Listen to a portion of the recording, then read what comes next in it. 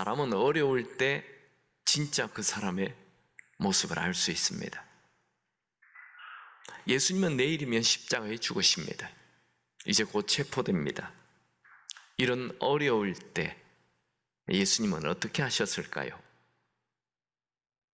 이제 예수님께서 겟세마네 동산에서 체포되는 장면을 보겠습니다.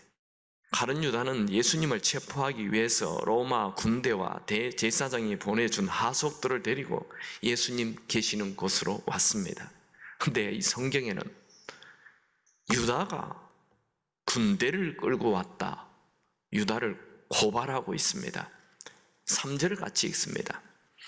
유다가 군대와 대제사장들과 바리새인들에게서 얻은 아랫 사람들을 데리고 등과 횃불과 무기를 가지고 거리로 오는지라. 유다가 군대와, 여기 군대 로마 군대를 얘기합니다. 로마 군대는 제일 작은 단위가 600명입니다. 그리고 오늘 본문 18장 14절에 보면 천부장이 같이 왔어요. 그러니까 천부장, 1000명의 부하를 데리고 있는 천부장이 600명을 데리고 온 것입니다. 우리는 보통 예수님을 체포하러 그냥 한 20, 30명이 왔나 보다 이렇게 생각하죠. 그건 우리 생각이고, 성경은 아무리 작은 숫자라 해도 로마 군대 600명, 그리고 대제사장이 보낸 그 성전을 지키는 경비병 100명 이상, 이렇게 많은 숫자가 왔습니다. 예수님은 자기를 체포하려고 이렇게 많은 군대가 오고 있음을 아셨습니다. 그러나 예수님은 도망하기는커녕 위험이 있는 왕의 태도로 그들에게 말합니다. 같이 읽을까요? 4절을 읽습니다. 예수께서 그 당할 일을 다 아시고 나아가 이르시되 너희가 누구를 찾느냐? 예수님은 이제 곧 체포되어서 십자가에 죽으실 것을 다 아셨습니다. 그러나 죽음 앞에 겁을 내지 않으시고 오히려 자기를 체포하러 온 자들을 향해 너희가 누구를 찾느냐? 꾸짖듯이 물었습니다. 당황한 무리들은 예수라고 말하고 예수님의 놀라운 대답을 듣게 됩니다. 5절 6절에 있습니다. 대답하되 나사렛 예수라 하거늘 이르시되 내가 그니라 하시니라. 그를 파는 유다도 그와 함께 섰더라. 예수께서 그들에게 내가 그니라 하실 때에 그들이 물러가서 땅에 엎드러지는지라.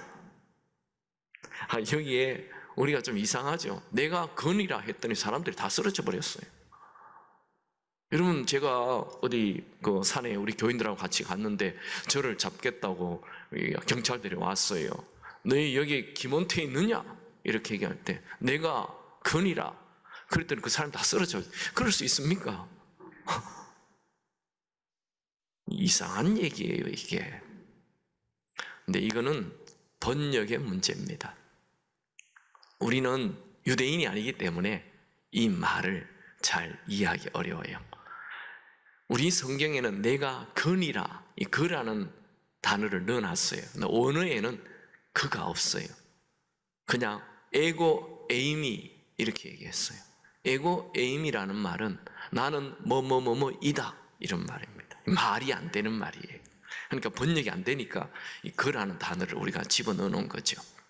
근데 원래 언어는 나는 뭐뭐뭐뭐이다 이렇게 대답한 거예요. 여러분들이 지금 요한복음을 계속 같이 우리가 보면서 요한복음에는 나는 뭐뭐뭐뭐이다 라는 단어가 7번 나온다 그랬죠. 근데 여기에 나는 뭐뭐뭐뭐이다 할 때 항상 가운데 뭐를 넣어서 예수님 말씀하셨어요. 나는 생명의 떡이다. 생명의 떡이라는 단어를 넣었어요. 나는 세상의 빛이다. 빛이라는 단어를 넣어서 말씀. 나는 뭐뭐뭐이다. 나는 양의 문이다. 거기도 문이라는 단어를 넣었어요. 나는 길이요 진리요 생명이다. 나는 부활이요 생명이다. 나는 참 포도나무다. 나는 뭐뭐뭐이다 할 때 꼭 가운데 뭐를 넣었어. 그게 에고 에임이라는 단어 안에 넣어서 얘기하는데 여기에는 아예 그 가운데 넣지도 않고 에고 에이미 나는 뭐뭐뭐뭐이다 이 말을 했더니 다 쓰러져 버렸어요. 근데 그 말을 누가 했느냐 하면 출애굽기에 보면 모세가 하나님에게 하나님 당신은 누구라고 얘기할까요? 나는 뭐뭐뭐뭐이다 이렇게 얘기를 하신 거예요. 나는 존재한다. 하나님만 쓰신 말이에요. 아무도 그 말을 쓰지 않아요. 근데 예수님이 나는 뭐뭐뭐뭐이다 에고 에이미라고 얘기하자 이 말은 하나님만 하시는 말인데 그 말을 하자 그 주변에 있는 대제사장이 보낸 하속들 여기는 장로들이 있어요. 종교 지도자들이 있어요. 그들이 그 말에 그냥 압도당해서 쓰러져 버린 거예요. 이는 하나님이 하시는 얘기예요. 이는 자신이 하나님이라고 얘기하네. 그래서 그 자리에 쓰러져 버리는 거예요. 예수님은 하나님이십니다. 이 에고 에이미 이 말은 마치 천둥과 같은 소리요 겟세마네 동산 전체를 뒤흔드는 소리였습니다. 예수님은 두려움에 떨고 있는 그들에게 또다시 너희들은 누구를 찾느냐 또 물으십니다. 7절 8절 같이 보죠.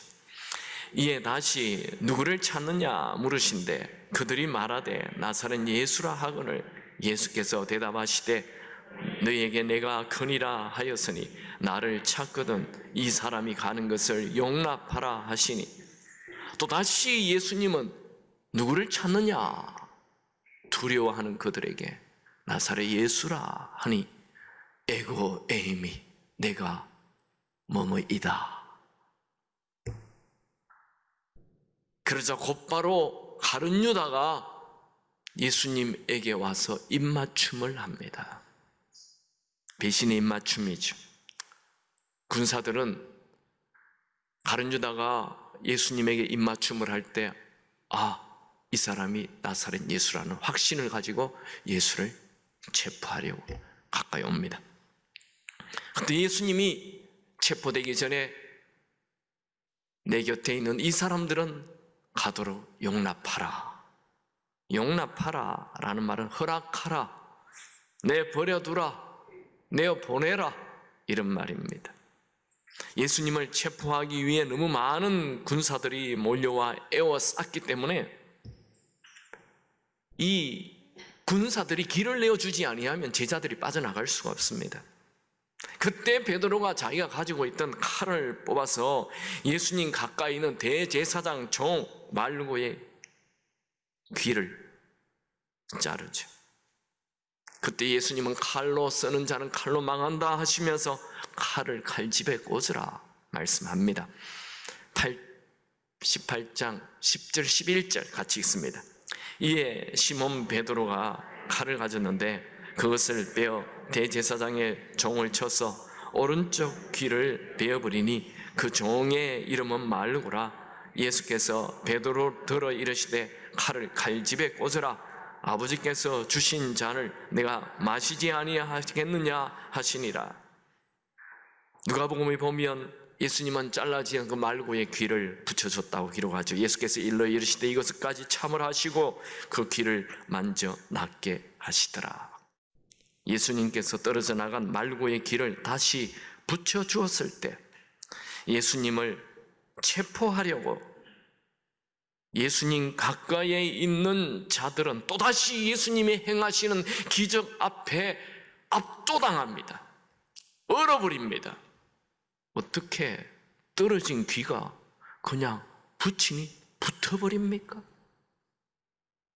그 기적을 제일 앞장서서 본 사람은 가룟 유다입니다. 그리고 제사장의 앞잡이들도 그걸 보게, 장로들도 있어요. 그게 이건 가룟 유다에게 또 한 번의 회개의 기회를 주시는 것입니다. 저는 오늘 예수님이 체포되는 이 장면을 보며 두 사람을 살펴보기 원합니다. 첫 번째 사람은 기회주의자 가룟 유다입니다. 가룟 유다는 예수님을 따르는 제자가 되었지만 예수를 믿는 자가 아니었습니다. 요한복음 6장에 보면 예수님의 공생애 3년차 오병이어로 5,000명을 먹이는 기적이 나오죠. 예수님은 단순히 떡을 먹일 뿐만 아니라 자기를 생명의 떡이라고 말했어요. 예수님이 자신을 생명의 떡이라 하자 제자들이 이 말씀에 어렵다 합니다. 이때 예수님은 가룟 유다는 예수를 믿지 않는다라고 말합니다. 요한복음 6장 63절 64절 살리는 것은 영이니 육은 무익하니라. 내가 너희에게 이런 말은 영이요 생명이라. 그러나 너희 중에 믿지 아니하는 자들이 있느니라 하시니, 이는 예수께서 믿지 아니하는 자들이 누구며 자기를 팔 자가 누구인지 처음부터 아심이로라. 예수님은 처음부터 가룟 유다를 예수 믿지 않는 자라고 말씀하셨고 예수를 팔 자라는 것을 아셨습니다. 요한복음 6장 70절에 예수께서 대답하시되 내가 너희 12를 택하지 아니하였느냐. 그러나 너희 중에 한 사람은 마귀니라. 가룟 유다는 예수님이 가장 어려울 때 예수님을 떠나 배신의 길로 갔습니다. 그는 밤길에 헤매이다가 예루살렘의 대제사장을 찾아가서 예수가 있는 곳을 알려주겠다 제안하고 은 30냥을 받았습니다. 가룟 유다는 은 30 때문에 예수를 판 것 아닙니다. 그는 자기 살 길을 찾은 것입니다. 그는 기회주의자였습니다.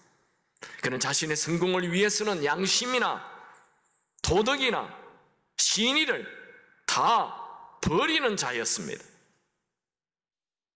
그는 파렴치하게 당당하게 뻔뻔스럽게 대제사장이 보내는 군대들 제일 앞에 서서 예수님에게 와서 입맞추었습니다.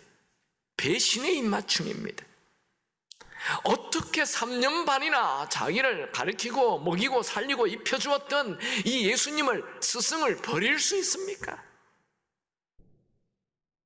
어떻게 예수님이 가장 어려울 때 예수님을 배신할 수 있습니까? 여러분들은 어려울 때 배신을 하는 자 되지 않기 바랍니다. 오히려 어려울 때 더 곁에 있어주고 더 도와주는 자 되시기 바랍니다. 어려울 때 그 사람의 진짜 모습을 알 수 있어요. 저희 교회도 보니까 교회가 어려울 때 교회를 힘들게 하는 사람이 있더라고요. 그러니까 저희 교회가 2번 옮겼는데요, 옮길 때 교회를 확 떠나더라고요. 대부분의 교회는 다 그래요. 우리 교회만 그런 게 아니에요. 교회 건축한 다음에 일단 3분의 1 떠날 각오를 하고 건축하라, 그런 얘기를 합니다. 우리 교회 똑같아요. 저 상가에 있다가 일로 교회 이제 사서 옮긴다 하니까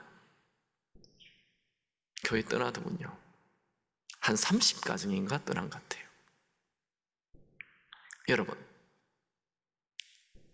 여러분들은 교회가 어려울 때 더 교회를 지키는 자 되기 바랍니다.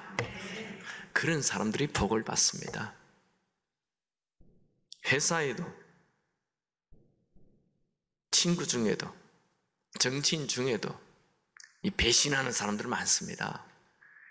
저는요, 지금 우리 한국이 이렇게 어려운 것은 이 간신들이 많아서 그렇다고 저는 확신합니다.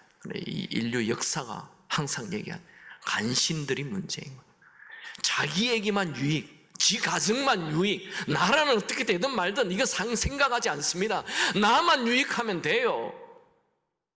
여러분들이 가룟 유다 같은 사람들에게 배신당한 적 있습니까? 당연하죠. 내가 열심히 일을 했는데 직장 동료가 그걸 가로채버려요. 자기 거로 만들어버려요. 은퇴를 바로 눈앞에 두고 있는데 회사가 강제로 해고시켜버려요. 내가 그렇게 잘해준 친구가 내 것을 다 가져가 버려요. 또 나에게 나쁜 소문을 퍼뜨려요. 평생 같은 파트너였던 동업자가 나를 버리고 옆에 회사와 같이 결탁을 해버려요. 오늘 현대인들이 왜 이렇게 상처가 많습니까? 바로 가룟 유다처럼 배신하는 사람들 때문이죠.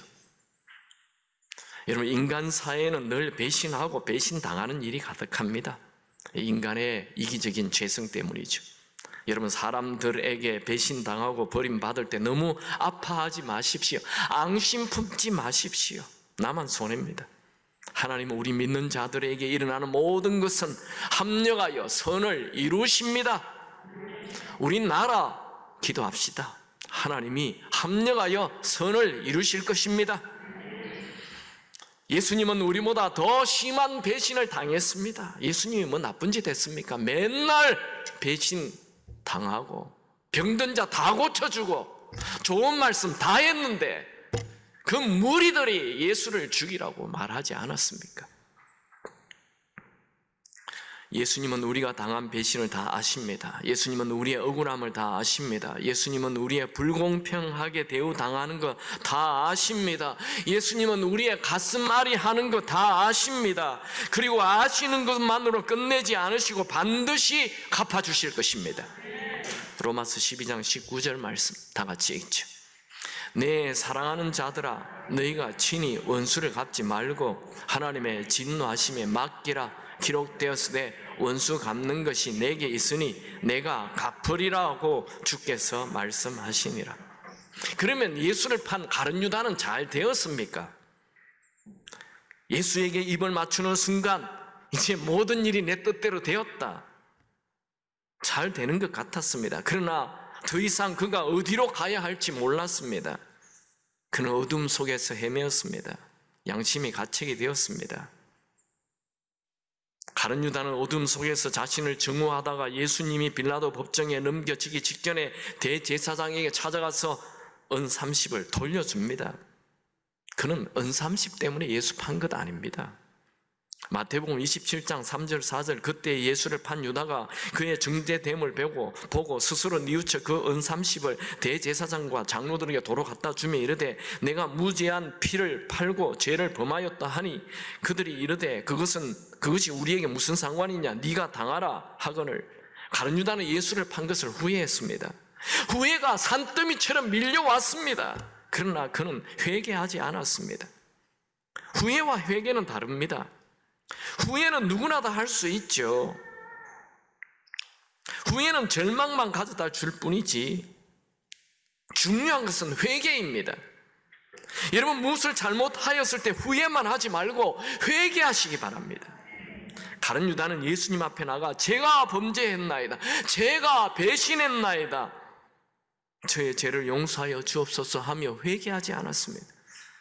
여러분 회개하기에 너무 늦은 때란 없습니다. 오늘이라도 지금이라도 회개하면 됩니다. 그러면 요한 1서 1장 7절 그 아들 예수의 피가 우리를 깨끗게 하실 것이요 만일 우리가 우리 죄를 자백하면 그는 미쁘시고 의로우사 우리 죄를 사하시며 우리를 모든 불의에서 깨끗하게 하실 것이요. 자백이라는 것은 자신이 지은 죄를 인정하는 것이고 입으로 죄를 토해내는 것입니다.